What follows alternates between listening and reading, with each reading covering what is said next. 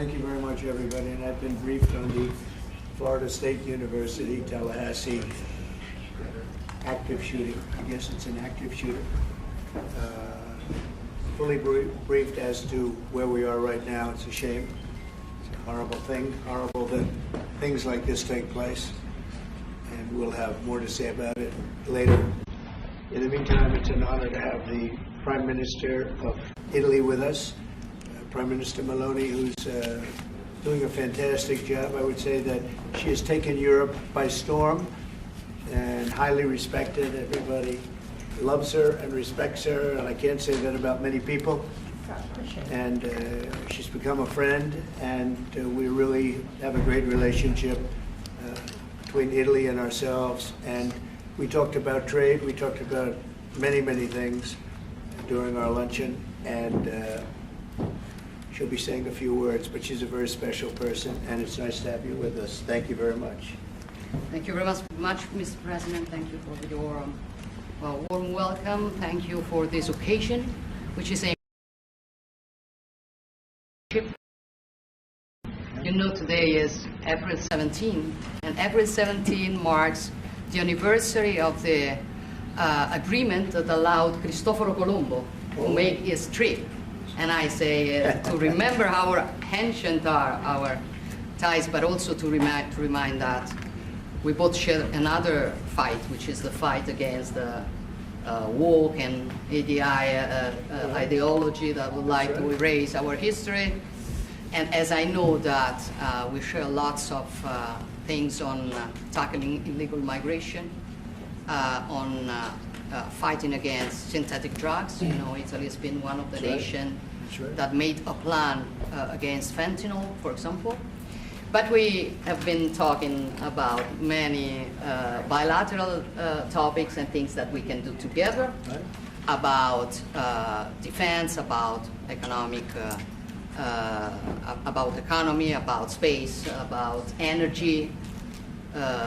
Italy will have to increase its LNG imports, and also nuclear that we are trying to develop. I think there can be ways to work together, and the Italian enterprises will invest, as they've been doing for many years, as you know, in the next years, I think around 10 billion. That shows how interconnected our economies are. And that's very important, Mr. President. It's not only about Italy, it's about the entire Europe. The exchange between us is a very big one. Investments, trade, it's a topic that we are discussing in this week. But at the end of the day, look, somebody calls me, I was saying it before, such a Western nationalism. I don't know if it is the right word, but I know that when I speak about West, mainly I don't speak about a geographical space. I speak about a civilization. And I want to make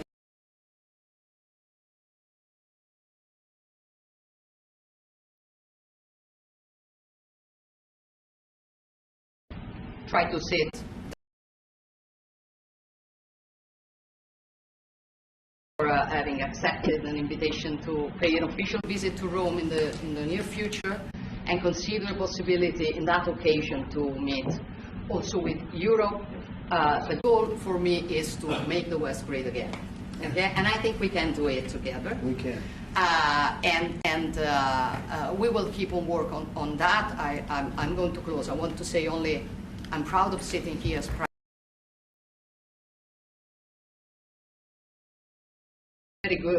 as a very good situation despite the difficulties, a stable country, reliable country, 1 million more jobs in the last 2 years and a half. Great.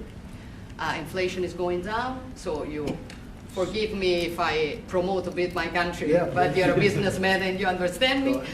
So migration flows going down 60%.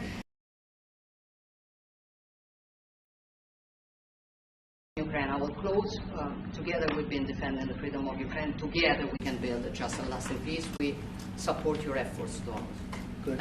Thank you very much. And I think we're doing well in that effort, but we want to get it done, and we'll see if we can. We want to save On average, think of it, every week 2,500 people are being killed, mostly soldiers, Russian, Ukrainian soldiers. And if we can save those lives, that would be a very good thing. And so we'll see what we can do. And I think we're getting close, but we'll let you know very soon. And you've been very helpful. I appreciate it. Thank you. Any questions? Mr. President, on Jerome Powell, Mr. President, how much longer does Vladimir Putin have to respond to your ceasefire proposal before you put secondary tariffs or sanctions on Russia? We'll see what that will be. We're going to be hearing from them this week, very shortly actually, and we'll see. But we want it to stop. We want the death and the killing to stop. Mr. President, on Jerome Powell, you said that the termination of Jerome Powell cannot come fast enough. He says he won't leave even if you ask him to. Do you believe you have? If I ask him to, he'll be out of there. But do you believe you have the power to remove him? And are you trying to do that? I don't think he's doing the job. He's too late, always too late, a little slow, and I'm not happy with him. I let him know it, and if I want him out, he'll be out of there real fast, believe me. Will you remove him? Are you trying to remove him? Go ahead, please. Question. Are you trying to remove him, Mr. President? Do you have a question? Mr. President, I think Judge Boasberg, in a case against your administration, said the Constitution does not tolerate willful disobedience of judicial order. Do you agree with that statement? Well, you're going to have to speak to the lawyers. We have great lawyers. I can tell you this, we're doing a fantastic job of getting criminals out of this country who Biden allowed into the country. Hundreds of thousands of criminals, murderers and drug dealers. And I was elected because of the fact, I would say maybe that was the number one fact for a lot of reasons, the economy, a lot of things. But one of the primary reasons I was elected is because I said, I'm going to get the criminals that he allowed.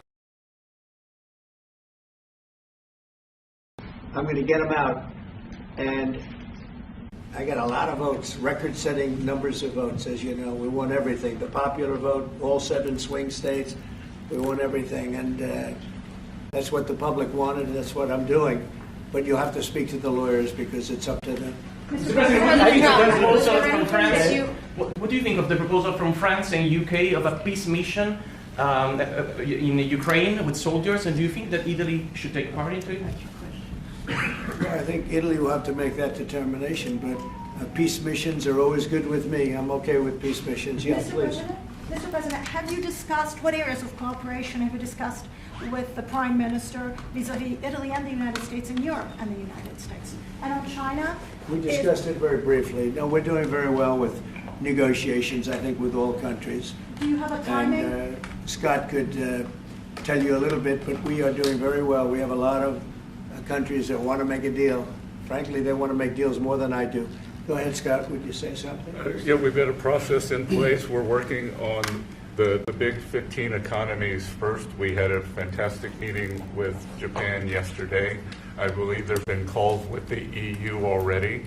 And then we have South Korea coming in next week. And I believe India is also talking, or that's moving very quickly.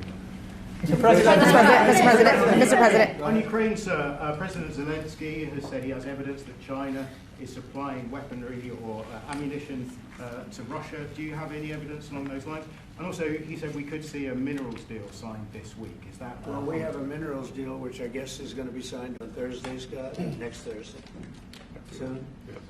And I assume they're going to live up to the deal, so we'll see. But we have a deal on that. No, I have no comment on that. I have no idea. That's his statement, not mine. Mr. President, Mr. President. you waved off an Israeli attack on Iranian nuclear facilities. Can you comment on that? Is that accurate? And they say the attack is what? That you waved off an Israeli plan to attack Iranian nuclear facilities recently. I wouldn't say waved off. I'm not in a rush to do it because I think that Iran has a chance to have a great country and to live happily without death, and I'd like to see that. That's my first option. If there's a second option, I think it would be very bad for Iran, and I think Iran is wanting to talk.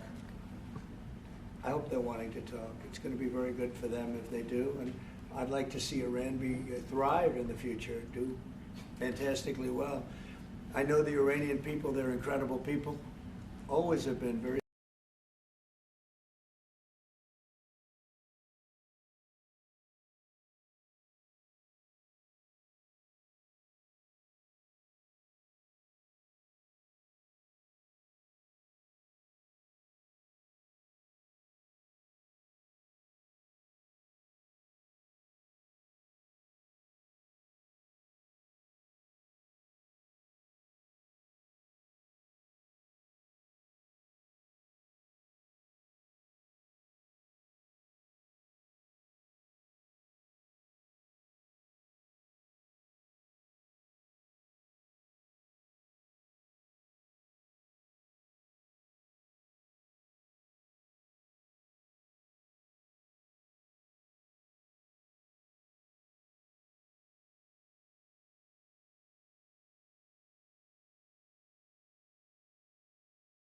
made by the. But no, I'd like to see Iran thrive, and they can do that, I think, very easily, or they can do it the other way, and the other way is not going to be good for them. It's going to be really bad for them. President Trump, what do you make of the NVIDIA CEO going to China? He met with trade officials there. Well, Jensen's an amazing guy. He's become a friend of mine, and I don't know, he's a person that's very proud of our country. He loves our country. I'm not worried about Jensen at all. Mr. President, Before hold you in contempt, will you take steps to return Kilmar Abrego Garcia to the United States and put him in front of a judge? Well, I'm not involved in it. I'm going to respond by saying you'll have to speak to the lawyers, the DOJ. I've heard many things about him, and we'll have to find out what the truth is. But I will say this, you know, we were inundated by millions of people, many millions of people during the Biden administration. They say 21 million. And a big percentage of those are criminals, serious criminals. I'm not saying just criminal because they came into the border illegally. I'm saying they're criminals at the highest level, murderers. Many of those people murdered more than one person, and they're on the loose. And I was elected to get rid of those criminals, to get them out of our country, or to put them away, but to get them out of our country. And I don't see how judges can take that authority away from a president. We've done an amazing job. Tom Ullman, Kristi Noem, we have done an amazing job. Nobody can believe the job we've done. Far greater than what I said. I mean, I got elected on that, but we've done much better. We have right now 99% border. It's a 99%. Nobody thought that would even be, nobody's coming through our border practically. 2 weeks ago, we had 9 people come through, all for medical reasons. We allowed them, we brought them through because one had a heart attack, one had something else, all for medical reasons. We have a great border. We had a great border 4 years ago, but we have a border now that's even tighter, and we did that in a matter of weeks. And no, we have to, we need to get murderers and drug dealers and people that were in jail for horrible, you know, they released jails, Giorgia, from all over the world. They released them, not just South America, all over the world, the Congo and Africa. Many, many people come from the Congo. I don't know what that is, but they came from the Congo. And all over the world they came in, opened their jails. Venezuela, practically all of their prisoners released into our country. We took them because we had an incompetent administration called the Biden administration. And to think what they've done to our country. And I was elected to straighten that out, and I'm doing that. But we have activist judges that don't want murderers to be sent out of our country. They don't want killers and drug dealers and drug lords and people from mental institutions. They want them to stay in our country, I guess. I don't know, maybe that's the liberal way, or as they call it nowadays, the progressive way. But I don't think it's the way that our country believes, and that's why I won in a landslide. Mr. President, back on trade, Mr. President. Back on trade, Mr. President, you did say that you are confident these deals will be done, but you also said that you're in no rush. Americans are seeing prices rise. They're seeing it on their bills. How long can they expect that pain to last? So they've already seen it get much better, because if you were truthful, which you're not, I know you very well, you have gasoline that hit $1.98 yesterday in a couple of states. You have gasoline's way down. The price of oil has dropped substantially. The price of groceries are substantially down. The price of eggs, you know, when I came in, they hit me with eggs. I just got there. I was here for 1 week and they started screaming at me, eggs have gone through the roof. I said, I just got here. I was there for 7 days and I hear that eggs have gone through the roof before I got there. And they were screaming at me, the press, the fake news, like you're fake. And the fake news is screaming at me, like, about eggs. I said, I've only been here, this is my 7th day. And they were right. They went up 87% and you couldn't get them. They said, you won't have eggs for Easter, which is coming up. Happy Easter, everybody. You won't have eggs for Easter. And we did an unbelievable job. And now eggs are all over the place and the price went down 92%. And our Commissioner of Agriculture, Brooke, has done a fantastic job. Literally done a fantastic job. So prices haven't gone up. The only thing that's gone up actually is interest rates, because we have a Federal Reserve Chairman that is playing politics. Somebody that I've never been very fond of, actually. But he's playing politics. Interest rates should be down now. They should be coming down. In Europe, as you know, they reduced them, I guess 7 times. It looks like they're going to reduce them again and again and again. But our guy wants to play cute. But interest rates are pretty much even. Maybe they went up just a slight bit, but that's the only thing. But that's because of the Federal Reserve, because they're not very smart people. Do you regret can you clarify those? Do you regret nominating him? President. Do you regret nominating him, Jerome Powell? Look, in the first 4 years, we had the greatest economy in the history of our country. Stock market went up 88 points. I think he's terrible, but I can't complain because we had the most successful administration economically in the history of our country. I think we're going to do even better this time because you will see that the numbers that we're taking in are astronomical. We're taking in tremendous amounts of money with the tariffs. We were treated very unfairly on trade, and countries are having a hard time getting used to the fact that they can't do that to us anymore because we have a real president. We have a president that understands what it's all about. We had presidents that in some cases were smart, but they didn't understand business, or they didn't like business, or it wasn't like a priority. And then you had like the last administration, the only thing they were good at was cheating in elections. That's about all they could do. They couldn't do anything. They were useless. They were incompetent. Worst administration in the history of our country. Worse than Jimmy Carter. Jimmy Carter died a happy man. You know why? Because he wasn't the worst president. Joe Biden was. So I think you're going to see some fantastic numbers when this all happens. It's happening now. I mean, everybody wants to make a deal. And if they don't want to make a deal, we'll make the deal for them. Because that's what's going to happen. We're just saying this is what it is. But we want to listen to everybody. Italian question. I think I can say for Scott and the other people that are working on it that we're listening and we're going to be very fair to people. But, we're the one that really sets the deal. And that's what we'll be doing. Mr. President, a question to our Prime Minister. Oh, you have a great Prime Minister. You're Yeah. so lucky. Yes. In italiano? Yes, Can we? that's Ok. Presidente Meloni, volevo sapere cosa pensava del fatto che il Presidente Trump ha considerato responsabile Zelensky della guerra in Ucraina e poi se avete parlato delle spese militari e qual è il limite massimo a cui ha detto che può arrivare l'Italia, le percentuali delle spese militari.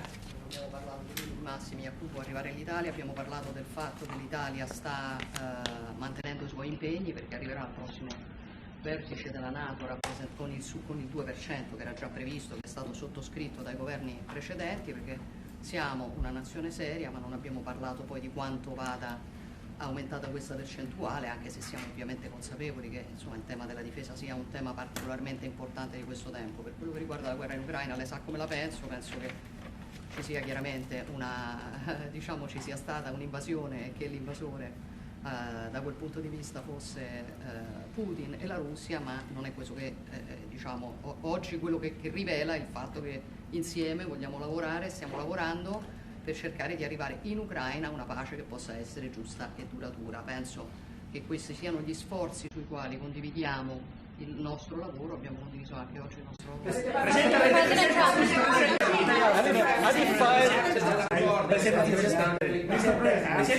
That was so beautiful. What did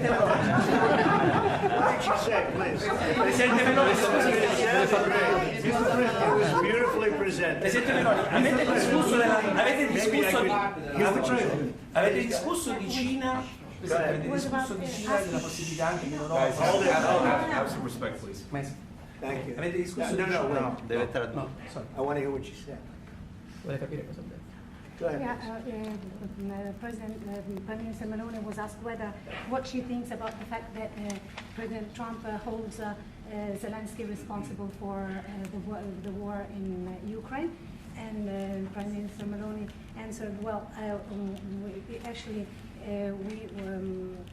we have no, and also if you talked about the military spending, how in the raising of the military spending, and the first thing Prime Minister Meloni said is that no, actually we about military.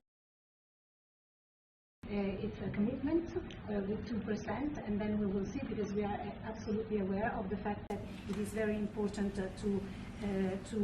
Well, I will do defense that. is very Wait. important. I will It's do very that. important. They've been asking if we decided another defensive percentage about the defense spendings, and I said NATO. yes, NATO, and I said that Italy is reaching the 2% as it was already decided. We didn't speak about a specific other percentage, but we are aware of the fact that defense is important for the future, and we see also the work that we are trying to do at the European level. And I don't know if Zelensky responsible, No. but I'm not exactly thrilled with the fact that that war started. That was a war that would have never started if I were president. You'd have millions of people living right now that are dead. You'd have cities that would be open and thriving, and they'd have their beautiful turrets. Those turrets are the most beautiful in the world, but they're not with us any longer. They're smashed to smithereens, laying on the ground in a million pieces, getting hit by rockets, bombs, and bullets. And so I'm not happy with him, and I'm not happy with anybody involved. I think it's a war. I know it's a war. It didn't happen for 4 years. It was never close to happening. It was never even a thought. And I spoke to President Putin about it a lot. It was the apple of his eye, but there's no way he would have ever gone in if I were president. Now I'm trying to get him to stop because, as you know, Russia's a lot bigger. It's a bigger military force. And if you're smart, you don't go involved and get involved in wars that you can blame the man that was sitting in this seat. Biden, he didn't know what the hell was going on, but I can guarantee you that, and everybody agrees to it, if I were president, that war would have never taken place. I'm not blaming him, but what I am saying is that I wouldn't say he's done the greatest job, okay? I'm not a big fan. I really am. I'm not a big fan. President Trump. Discusso di Cina, della possibilità che l'Europa ponga dei dazi, diciamo, sulla Cina. Mr. President, are you sure about the definition of parasite of European? Would you say again that European are parasites? Would you say again that European are parasites? Said that Yeah. Europeans are parasites? Yeah. Have you You said? said. No, I haven't said. I don't He know. didn't say. I don't even know what you're talking about. Mr. President, did you say you have a deal with Ukraine? If you have discussed Prime Minister No, Meloni. wait, next. President, go. Thank you. Prime Minister Meloni just said we want to make Europe great again, and we want to do it together with the United States. Did you? I guess that's what you said, Mr. Prime Minister. How are you going to do that? And are you looking to do it to counter China, who is really trying to gather influence against the United States with the help of a disjointed Europe? I hope that Europe is going to be great again. Europe is going through a lot of problems, and a lot of it's having to do with immigration. And I'm not a big fan of Europe and what they've done with immigration at all. And I think they got to get smart because Europe is being very badly hurt by what they've done with immigration. Now, I'll say this, that the Prime Minister has taken a very tough stand on immigration. And I commented to her before. I said, I wish more people would be like you having to do with that subject, but they're not. Europe is very important to me. Europe is very important to the world. I want Europe to do very well. I think they have to get a lot smarter on immigration. But we are beginning doing it. You will see now the policies of the European Union in the last, let's say, 2.5 years have been changing. Okay, at the beginning we were talking only about how we were redistributing illegal migrants coming to Italy. Now we are talking mainly about how to stop illegal migration, work with the countries of origin and transit, and to return people. The European Commission just did the new rules about repatriations and things like that. So things are changing, thanks also to the example that Italy brought in lowering the rates of illegal migration. So we are working now together, so I'm optimistic on that. President Trump, on the Ukraine deal. You have discussed the option of starting here with Italy on satellite communications. And President Trump, if you want to see the Google company broken up.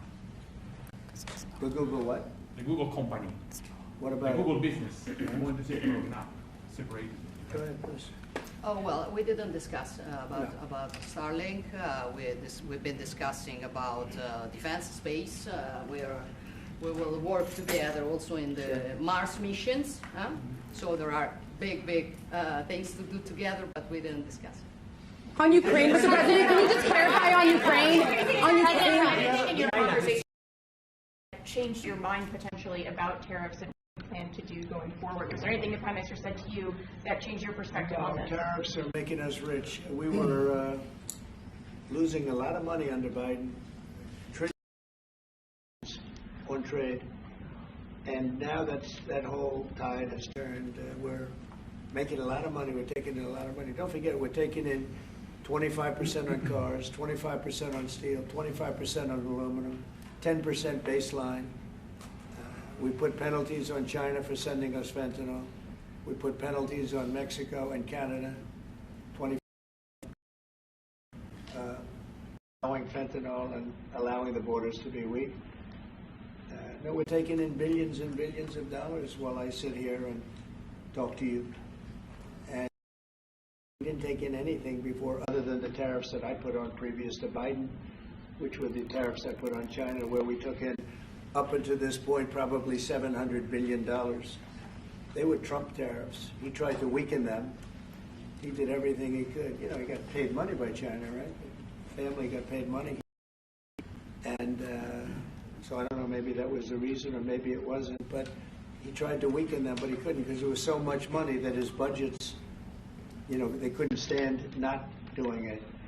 But I took in the, up till this point, my tariffs on China. Nobody ever took in 10 cents from China. No other president took in 10 cents. I took in more than $700 billion from China. So we're doing very well. I mean, our is doing very well. They had a bad report today from one of the healthcare companies that had an impact on the stock market. But this isn't about that. This is really, we're building a base. We're building a country like no other. And again, I had the strongest economy in the history of our country by far, history of any country probably, but the history of our country in 4 years. And I think this has a chance to be much better. Can you just clarify on the mineral deal? Will that be signed? Here at the White House with Ukraine on Thursday. Will President Zelensky be coming here for that? I don't know exactly. I'm going to leave that to Scott. What do you think? Where would it be signed and when?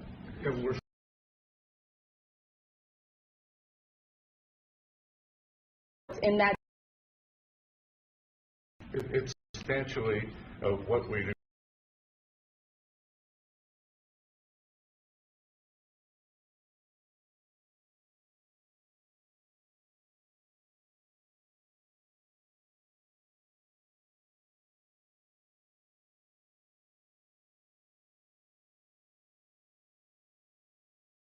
firing if he doesn't change his stance on rate cuts?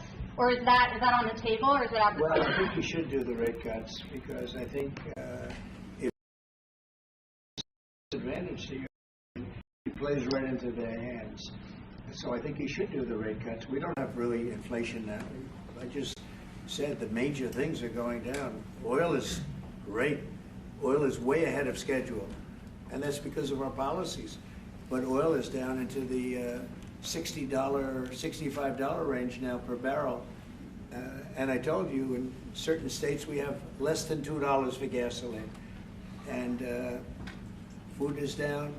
Groceries, as we call it, are down. Other than interest rates, everything's down. Interest rates are pretty flat. It's not that they're up, but we should be better than flat. We should, if he would lower the interest rate, I think would have a good impact on that too. And if he but doesn't? The costs are down. We have very little inflation. I would say we have essentially no inflation. Hard to have inflation when oil goes down, and oil goes down. When Biden came in, oil went through the roof. That's what caused the problem. That and his very dumb spending. But when the oil prices go down, and they have gone down a lot, we've gotten it down really good. We've opened it up and we've gotten them down.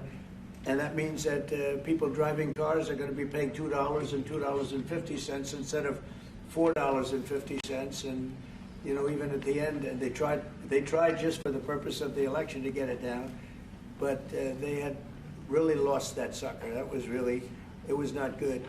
But if they had won, oil right now would be at $7 or $8 because of their policy, and we're going to be at about $2. Could be even a little bit less than that, and you're starting to see it. So I don't know how you can have inflation when oil has come down quite a bit, and I would say the Fed really owes it to the American people to get interest rates down. That's the only thing he's good for, and he would have an effect on that if he lowered them. And I think at some point he will. He's going to have a lot of political pressure. You know, they are political also. And I think there's a lot of political pressure for him to lower interest rates. Okay? Have you talked about China? Best ally. Do you think that? Sorry. Please. Do you think that Italy can be your best ally in Europe? And also, do you ever notice when you walk if you step on ants? Only if the prime minister remains a prime minister can it be our best. What about yes, she's doing a great job, and yeah, certainly one of our great allies, not just in Europe. Anywhere. She's a fantastic person and doing a great job, and our relationship is great. And we have a lot of Italians in this country, I tell you, and they like Trump. Voted for Trump. Thank you very much, everybody. Thank you. Have you talked about China? Thank you, Mr. President. Thank you. China. Thank you. Thank you, Prime Minister. Thank you. Have you talked about China? Thank you. Thanks, guys. How do you think they're doing? Mr. President, how do you think the cabinet's